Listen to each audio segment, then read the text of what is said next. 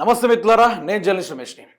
మన ముఖ్యమంత్రి రేవంత్ రెడ్డికి యాడ పని లేదన్నట్టు, అసలు తెలంగాణ రాష్ట్ర ప్రజల్ని అసలు మొత్తం సుభిక్షంగా ఉన్నట్టు రేవంత్ రెడ్డి పదే పదే సిట్ నోటీసులు కేసీఆర్ గారికి పంపడము ఏముంది అందులో? దాంతో వచ్చేదేముంది?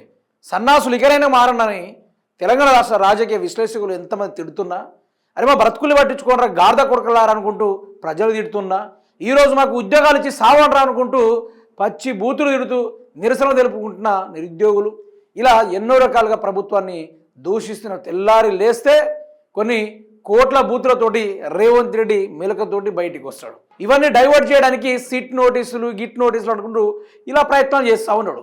దేనికోసం? మారరాయిగా సిగ్గనిపించట్లా, కొంచెమైనా బుద్ధి గిట్ల ఏమనిపించట్లేదా? దేనికోసం ఈ కక్ష రాజకీయాలు? దేనికోసం? కేసీఆర్ పట్టాలంటే మీ ముత్తాతలు దిగి రావాలి. 2 సంవత్సరాల నుంచి కేసీఆర్ అవినీతి చేసిందంటే ఒక్క ఎవిడెన్స్ కూడా వీళ్ళు చూపెట్టలేదు ఇప్పటి వరకు. మళ్ళీ అసలు ప్రజాపాలన ఉందా రాష్ట్రంలో?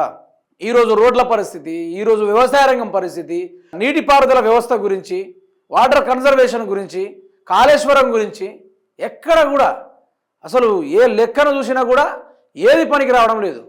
రేవంత్ రెడ్డి ఒకటే, అదేదో సామెత ఉంటుంది పురాతన కాలంలో, ఆ మనిషికి అదే లెక్క అన్నట్టుగా అనవసరంగా తెలంగాణ రాష్ట్ర ప్రజలు తొండకు దొరతనం ఇచ్చిర్రు. తొండకు దొరతనం ఇస్తే అవారా గోడెక్కి సవారా చేస్తుంది. ఈరోజు అదే జరుగుతుంది రాష్ట్రంలో. ఈరోజు తన గూట్లో రాయి తీసుకున్నాడు, ఏట్లో పోయి రాయి తీస్తాడట. అది వల్ల కాకనే కదా రేవంత్ రెడ్డికి డ్రామాలు ఆడుతుంది. అయినా కేసీఆర్ ఆట ఆడుకుంటుండు.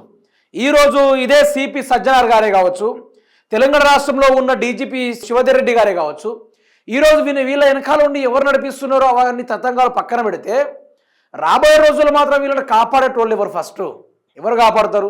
ఎవరు కాపాడేలు ఉన్నారా? ఒకవేళ బీఆర్ఎస్ పార్టీ అధికారంలోకి వస్తే వీళ్ళ పరిస్థితి ఏమవుతుంది?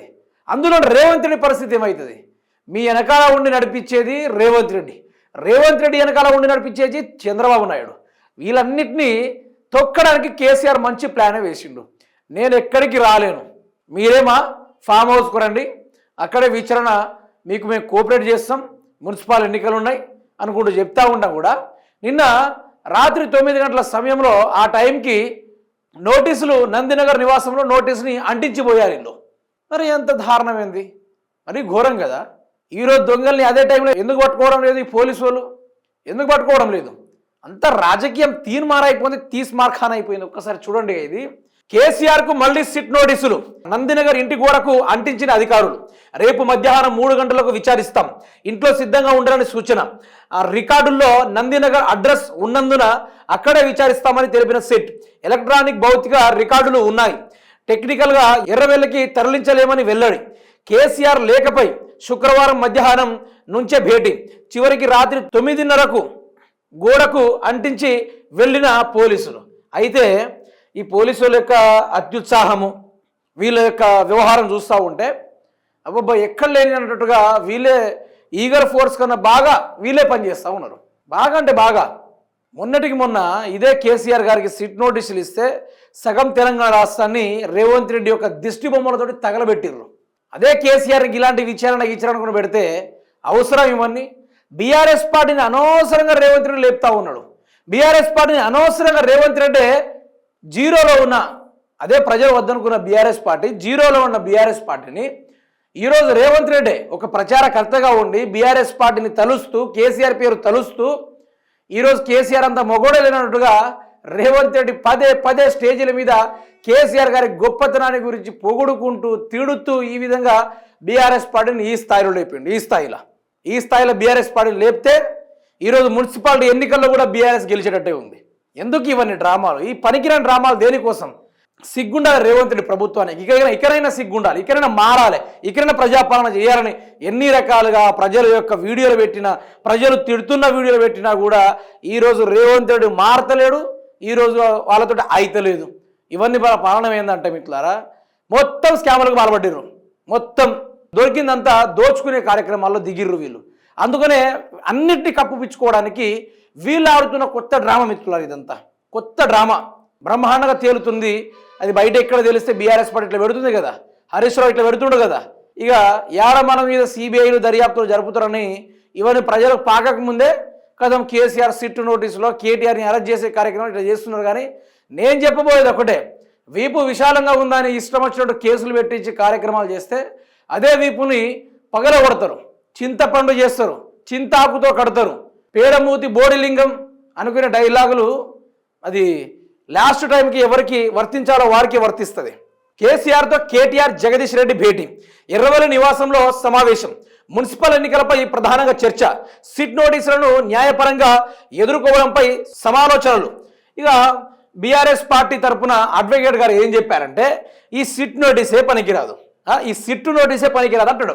కేసీఆర్కు ఇచ్చిన నోటీసులు చెల్లవు, సెక్షన్ 160 ప్రకారం ఉత్తర్వులు ఇవ్వలేదు, నిబంధనలను అతిక్రమించారు. న్యాయవాది మోహిత్ రావు నిన్న మీడియాతోటి మాట్లాడడం కూడా జరిగింది. అసలు ఒక సీఎంకి ఫోన్ ట్యాపింగ్ విషయంలో అట్లాంటి యాక్సెస్ ఉంటాయా అంటే ఉండవు. ఇందులో మీకు అందరికీ తెలవాలి, ఈ సిట్ నోటీసులు, కేసీఆర్ అరెస్ట్కి ప్లాన్, రేవంత్ రెడ్డి అరెస్ట్కి ప్లాన్, ఇవన్నీ ఉన్నాయి కదా మిత్రులారా, ఒక్కడే చెప్తాను, ఇవన్నీ ఉన్నాయి కదా, ఇవన్నీ ట్రాష్.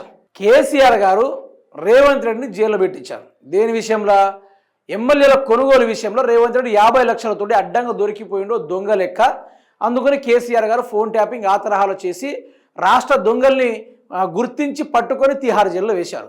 వేసిన పాపానికి నేను ఎట్లా చేశానో జైలుకు పంపాలి. ఎవరిని? కేసీఆర్ని ఎట్లా చేశానో జైలుకు పంపాలి. ఒకసారి కాళేశ్వరం కమిషన్ అన్నాడు, దాంతో కుదరలేదు. తర్వాత సిబిఐ దర్యాప్తు అన్నాడు, దాంతో కుదరలేదు. తర్వాత ఈడీ దర్యాప్తు అన్నారు, దాంతో కుదరలేదు. తర్వాత కొన్ని స్కామ్ జరిగిందని, ఎలక్ట్రల్ బాండ్లు తాకట్టు పెట్టి వీళ్ళు డబ్బులు ఆగం చేసిర్రని, దాని మీద మళ్ళీ సిబిఐకి వీళ్ళు విచారించమని కోరగా సిబిఐ కేసీఆర్ని విచారించాలంటే కేంద్ర ప్రభుత్వం భయపడి వెనకడుగులు వేసి ఆధారాలు లేని దాన్ని మనం ముందుకు పోలేము, అందులోని కేసీఆర్ని ముట్టుకుంటే మనం తెలంగాణ నుంచి బయటికి రాలేము, ఇవన్నీ మన వల్ల కాదు, రేవంత్ రెడ్డి ఎడన పోని, వాళ్ళ వ్యవస్థ ఎడన కూలిపోని, బట్ మనం మాత్రం కేసీఆర్ని ముట్టే కార్యక్రమాలు చేయకూడదు అనేది ఫిక్స్ అయిపోయారు. ఈరోజు కేసీఆర్ని ముట్టుకోవాలంటే కేంద్రమే భయపడిందంటే మరి రేవంత్ రెడ్డి పరిస్థితి ఎట్లా ఉందో రాబోయే రోజుల్లో ఒక్కసారి ఊహించండి, కాలబ్రహ్మం లెక్క ఊహించండి, అతిశయోక్తిని ఉపయోగించి ఒక్కసారి అర్థం చేసుకోండి ఎలా ఉండబోతుందంటే. సినిమా ఓ లెక్కని చెప్పాలంటే రేవంత్ రెడ్డికి సినిమే దేత్తడి పోచమ్మ కూడా ఎవ్వరు కూడా కాపాడలేడు. ఈరోజు చంద్రబాబు వెనుకలు నడిపిస్తున్నాడు కదా, ఇంక్లూడింగ్ చంద్రబాబు కానీ నరేంద్ర మోడీ కానీ ఎవ్వరు కాపాడలేడు. ఆయన కేసీఆర్, ఆషమాష మనిషి కాదు, ఆయన కేసీఆర్. ఒక్కడి గుర్తుపెట్టుకోవాలి, ఆయన కేసీఆర్, తెలంగాణ తీసుకొచ్చిన కేసీఆర్, తెలంగాణ బ్రాండ్ కేసీఆర్, తెలంగాణ అభివృద్ధి బాటల వైపు నడిపించి ఈరోజు భారతదేశంలోనే తెలంగాణని నంబర్ 1 స్థానం నిలిపించిన గొప్ప నాయకుడు కేసీఆర్. అతనితో పెట్టుకోవాలంటే మినిమం గట్స్ ఉండాలి కదా. ఏదో 4 బజారు మాటలు మాట్లాడి, ఏదో 2 పనికిరాని మాటలు మాట్లాడి కుదరదు. వీపులు మాత్రం పలుకుడు ఖాయం.